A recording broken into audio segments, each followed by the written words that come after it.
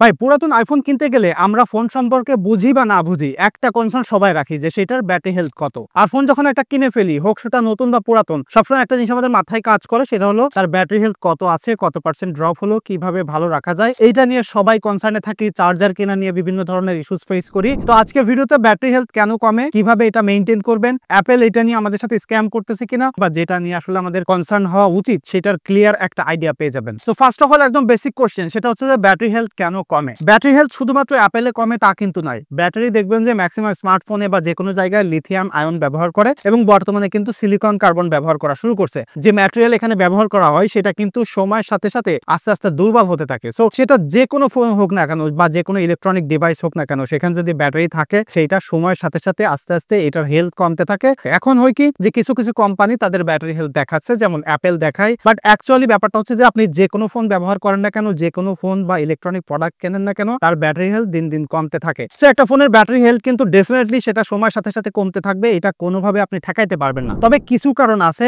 যে কারণে এই ডিগ্রেডের মাত্রা বা ব্যাটারি হেলথ কমে যাওয়ার স্পিডটা কিন্তু আরো বেড়ে যায়। তার মধ্যে প্রথম যেটা, সেটা হলো চার্জ সাইকেল। চার্জ সাইকেল কাউন্টটাও এরকম হয়ে থাকে, অর্থাৎ আপনার ফোনে 100% চার্জ আছে, সেই 100% থেকে আপনি 0% পর্যন্ত ব্যবহার করলেন, এই 100% ব্যাটারিটা আপনি যে খরচ করলেন সেটাকে এক সাইকেল বলে। অর্থাৎ আপনার ফোন আপনি যত ব্যবহার করবেন তত কিন্তু সাইকেল কাউন্ট বাড়তে থাকবে। তাহলে কি করতে হবে? কম ব্যাটারি ব্যবহার করতে হবে বা কম ফোন ব্যবহার করতে হবে। সো সেটা তো আসলে সম্ভব না। যারা হেভি ইউজ করে এই ক্ষেত্রে আসলে এই সলিউশনটা তাদের জন্য কাজে দিবে না। আরেকটা কারণে ব্যাটারি হেলথ দ্রুত কমে, সেটা হলো ফাস্ট চার্জার। লাইক আপনি যদি বেশি ফাস্ট চার্জার ইউজ করেন তাহলে আপনার ব্যাটারি হেলথ দ্রুত কমবে। এখন এখানে একটা জিনিস অনেকে বলতে পারে যে ভাই এখন তো অনেক ফোনে ফাস্ট চার্জার দিচ্ছে, টেকনোলজি অনেক আপগ্রেড হয়েছে। হ্যাঁ, টেকনোলজি ফাস্ট চার্জের ক্ষেত্রে অনেক আপগ্রেড হয়েছে, বাট ব্যাপারটা এরকম না যে ফাস্ট চার্জ দেওয়ার কারণে স্লো চার্জে যেমন ব্যাটারি হেলথ থাকতো, ফাস্ট চার্জ দেওয়ার পরে ওরকম ব্যাটারি হেলথ থাকবে তা কিন্তু নয়। অর্থাৎ যত বেশি ফাস্ট চার্জ দিবেন তত বেশি দ্রুত কিন্তু আপনার ব্যাটারিটা ডিগ্রেড করবে। তৃতীয় একটা কারণ হচ্ছে আপনি যদি আপনার ফোনটা এক্সট্রিম কন্ডিশনে ব্যবহার করেন, লাইক প্রচুর পরিমাণে গরম আছে সেরকম জায়গায় ফোন ব্যবহার করেন, আবার যদি প্রচুর পরিমাণে বেশি ঠান্ডা আছে সেরকম জায়গায় যদি আপনি ব্যবহার করেন, তাহলে আপনার ব্যাটারির মধ্যে যে লিথিয়াম আয়ন আছে সেইটার কিন্তু ডিগ্রেডেশন আরো বেড়ে যায়।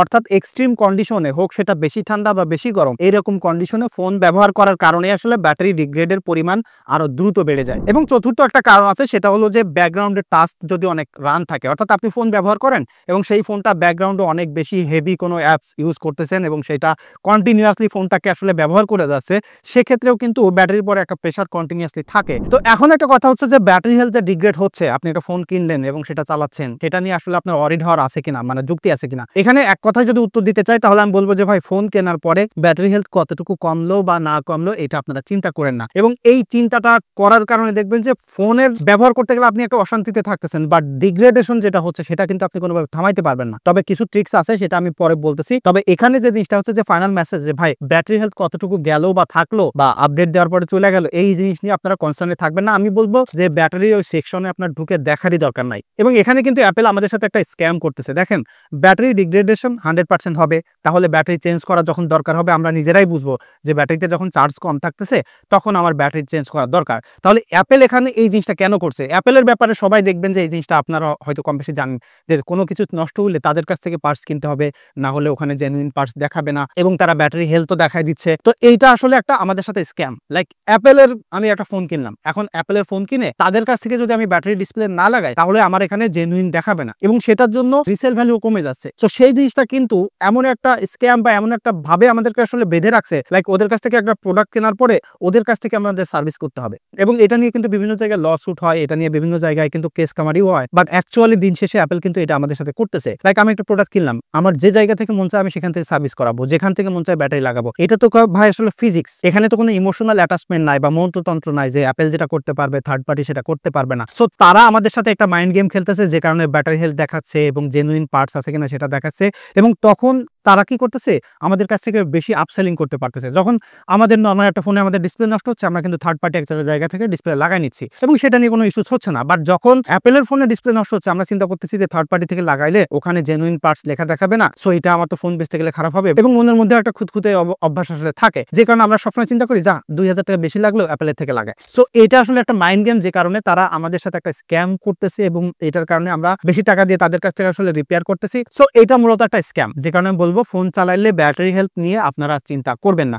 এখন একটা কথা হচ্ছে যে ভাই ব্যাটারি হেলথ নিয়ে চিন্তা করব না, তাহলে ব্যাটারি হেলথ যে ডিগ্রেডেশন যেটা হচ্ছে সেটা আমি আসলে স্পিডটা কমাবো কিভাবে? হ্যাঁ, এটা একটা গুরুত্বপূর্ণ কোশ্চেন এবং এইটারই আসলে সলিউশন দেওয়া উচিত। সো ব্যাটারি ডিগ্রেডেশন কমাইতে চাইলে ফার্স্ট অফ অল আপনাকে যেটা করতে হবে, ফোন কখনো 20% এর নিচে চার্জ আনবেন না এবং 80% এর উপরে চার্জ দিবেন না। অনেক সময় দেখবেন যে আমরা ফোন ব্যবহার করতে গেলে সব সময় চাই 100% হয়ে যাক, 100% হয়ে যাক, বা 100% না হলে আমরা চার্জ থেকে খুলতে চাই না। এই জিনিসটা অ্যাভয়েড করবেন। সো লম্বা সময় ধরে ব্যাটারি হেলথটা ভালো থাকে। সেকেন্ড জিনিস যেটা করতে পারেন সেটা হলো যে অপটিমাইজ কন্ডিশনে ব্যবহার করতে, লাইক এক্সট্রিম ওয়েদারে আপনারা ফোনটা ব্যবহার করা থেকে বিরত থাকবেন। লাইক বাইরে যদি প্রচুর পরিমাণে গরম থাকে সেরকম জায়গায় গেমিং করা বা হেভি টাস্ক করা থেকে একটু বিরত থাকবেন, বা চাইলে একটু ঠান্ডা জায়গায় এসে ব্যবহার করবেন। আর অ্যাপেলের যে অপটিমাইজ চার্জিং সেটিং আছে সেটা অন করে রাখবেন, তাহলে আরো লম্বা সময় ধরে আপনার ব্যাটারিটা কিন্তু ভালো থাকবে। এবং লাস্টলি যে জিনিসটা আমি বলতে চাই, যদি সম্ভব হয় তাহলে শর্ট সময়ে চেষ্টা করবেন যে একটু লোয়েস্ট ওয়াটে চার্জ দিতে। স্লো চার্জ দিলে হবে কি, লম্বা সময় ধরে ব্যাটারিটা আসলে ভালো থাকে। অনেক সময় দেখা যায় যে ফাস্ট চার্জ দিতে হয়, আমাদের অত সময় থাকে না। তবে ট্রাই করবেন যে ওভারনাইট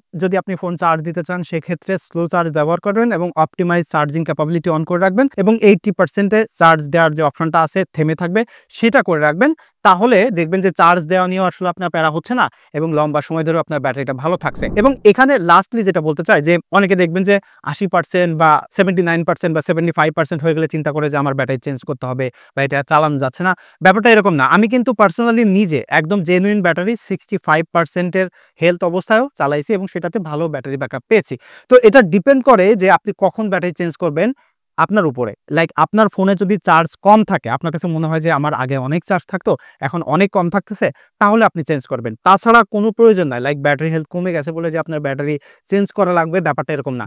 দেখবেন যে একটা জিনিস আমি বলে রাখি, এখানে আসলে বলা ঠিক হবে কিনা জানি না, তারপরে বলি যে স্মার্টফোন আপনারা যে আইফোনগুলো মার্কেট থেকে কিনতেছেন কয়েক বছরের পুরাতন, এই ফোনগুলো ম্যাক্সিমামই ভাই 60 থেকে 70% ব্যাটারি হেলথ থাকে এবং এগুলোকে বুস্ট করে আপনাকে 85% বা 90% ধরা দিচ্ছে এবং এইগুলো কিন্তু আপনারা আরো 2-3 বছর চালাচ্ছেন, বাট আপনি কিন্তু নিজেও জানেন না যে ওইটা 70% এর নিচে ব্যাটারি হেলথ ছিল। সো এটা আসলে ডিপেন্ড করে আপনার মাইন্ডের উপরে, লাইক আপনি ব্যাটারি হেলথের কথা চিন্তা করবেন না ফোনটা ইউজ করবেন। সো আমি বলবো যে আপনি ফোনটা ইউজ করেন, যদি আপনার কাছে মনে হয় যে চার্জ ব্যাকআপ আপনার ইউজেস প্যাটার্ন অনুযায়ী ঠিক আছে, তাহলে ব্যাটারি হেলথ নিয়ে চিন্তা করতে হবে না এবং ব্যাটারি চেঞ্জ করারও চিন্তা ভাবনা করতে হবে না। আর যদি মনে করেন যে ভাই ফোন কিনলেন এবং সবসময় ব্যাটারি হেলথ নিয়ে চিন্তা করবেন, তাহলে দেখবেন যে লিটারেলি আপনি রিল্যাক্সে ফোনটা চালাতে পারতেছেন না। এবং ফাইনাল যেটা হচ্ছে যে চার্জারের ব্যাপারে সবথেকে স্ক্যাম হয়। অনেকে দেখবেন যে ফোন কিনতে গেলে দোকানদাররা বলে ভাই অরিজিনাল অ্যাপেলের চার্জারটা নিয়ে যান, এটা ছাড়া আপনার ফোনের ব্যাটারি হেলথ ভালো থাকবে না। ব্যাপারটা ভাই একদমই তেমন নয়। আপনার আইফোনে পিডি সাপোর্ট করে, সো পিডি প্রোটোকলের যে কোনো চার্জার দিয়ে আপনি চার্জ দিলে এটা হবে, এটা নিয়ে কোনো প্রবলেম নাই। তবে ট্রাই করবেন যে লেটেস্ট টেকনোলজি যেমন গ্যান টেকনোলজি বা ভালো একটা রেপুটেড ব্র্যান্ডের চার্জার আপনার ব্যবহার করবেন এবং সো কল্ড অ্যাপেলের অরিজিনাল চার্জার কিনতে যে কপি চার্জার আপনারা কিনেন না। কপি চার্জার কিনতে কোনো ক্ষতি নাই,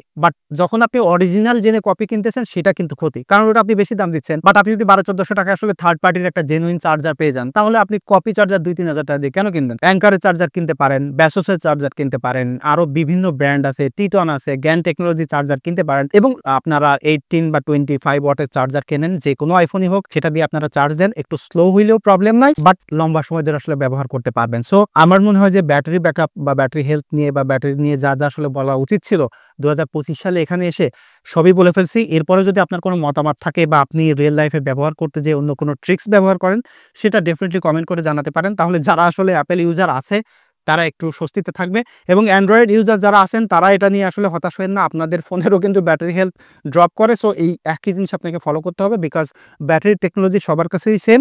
সো এখানে আসলে অল্টারনেটিভ বা অ্যান্ড্রয়েড ইউজারদের জন্য আলাদা, আইফোন ইউজারদের জন্য আলাদা, এরকম কিছু না। দেখা হচ্ছে আগামীকাল। ধন্যবাদ সবাইকে।